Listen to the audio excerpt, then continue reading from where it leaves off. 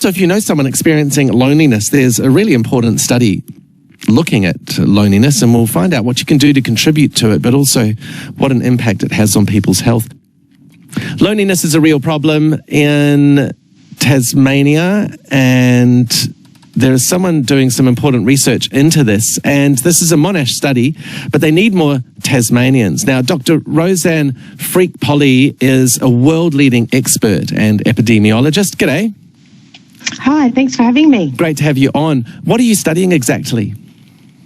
What we're interested in looking at is people's social activities as well as their well-being, and making that connection or that evidence really clear for specifically for people who are living in later life, so residential aged care or home care packages in the community.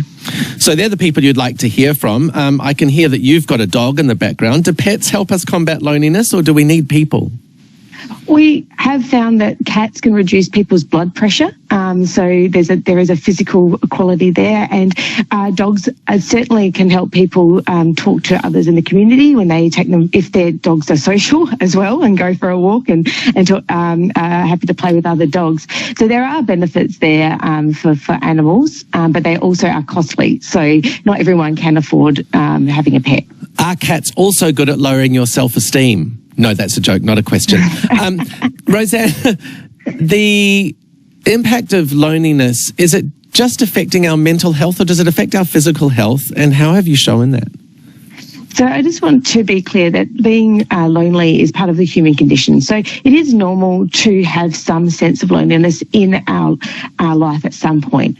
What I'm interested in is persistent or ongoing loneliness, which has got physical and mental health detriments. So this is, for instance, this is an example of some of the research that I've shown. I've looked at healthy Australians aged 70 years or more. So these are people living in the community that have no reason to have any qualms or reasons for death in the next 5 years. And what we found was that people that were socially isolated had a 66 greater increased risk of having a cardiovascular disease in the next 5 years if you had low social support. So this is how people use their social contacts, or how they believe they feel connected to the community.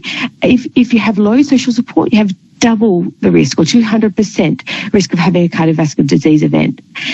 If you feel lonely, so in my study that was more than 3 days per week, then you also had a double the risk, so 255% increased risk of dying in the next 5 years.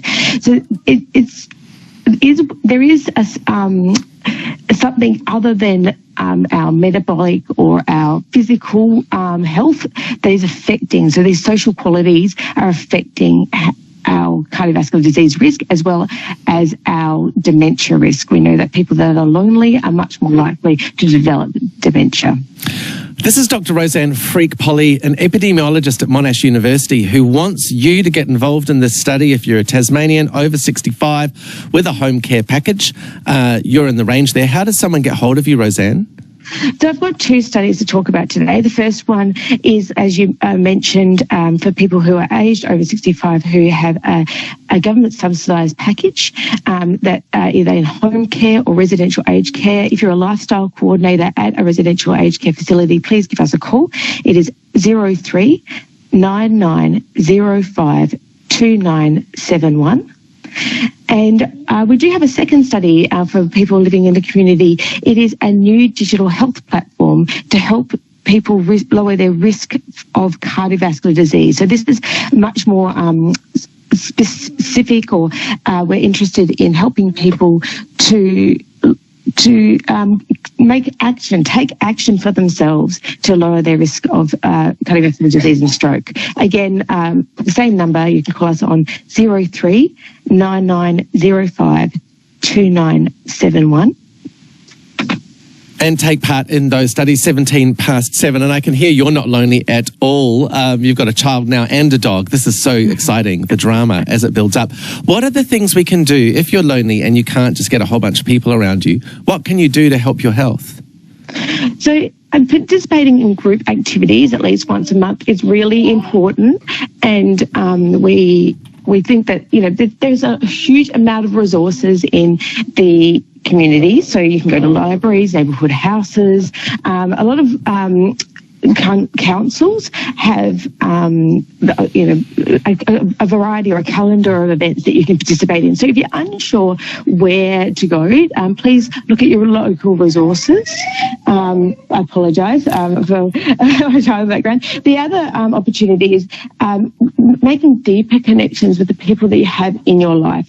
So we don't need a huge amount of friends, and I think that's one of the misconceptions with friendships. Having 4 relatives or close friends that you talk to at least once a month. So this could be on email, phone, video conferencing like Zoom, text messaging. It doesn't necessarily have to be in face-to-face. The other thing is, the deeper connections often lead to people that you can discuss private matters with or call on for help. And my research is really based on having 2 to 4 friends or relatives to do that. So if you can discuss a private matter and call for help, that counts as double. So you really only need 2 people that you can that fulfil both elements for preventing chronic disease.